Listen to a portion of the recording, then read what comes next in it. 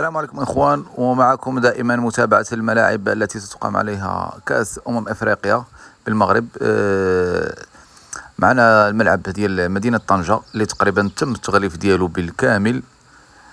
ملعب طنجة اللي هو واحد التحفة عاوتاني استثنائية في شمال المغرب، في عروسة الشمال طنجة، اللي تستاهل بحال هذا الملعب. هذا ملعب تقريبا داير بحال ملعب اليانز ارينا ديال بايرن ميونخ.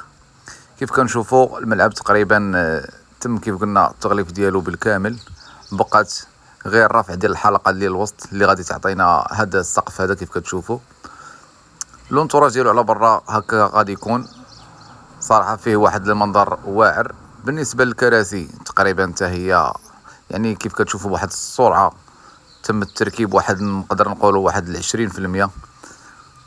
بهذا التاريخ الان كنقدروا نقولوا باللي يعني الكراسه صافي ما بقاش لهم بزاف وغادي يتم التركيب ديالهم كامل.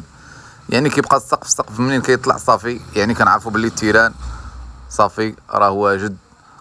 نقدر نقول لكم باقي ليه لو ماكسيموم واحد الشهرين كاع غيقدر يكون كل شيء فيه واجد.